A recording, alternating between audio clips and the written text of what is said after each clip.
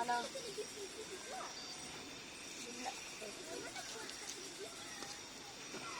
Oh, tapi dia kalau work from home tu dia apa? Tak ada gaduhan apa, dia bagi kita ikut lah. Kita minta lah. Kalau nak orang bagi lah.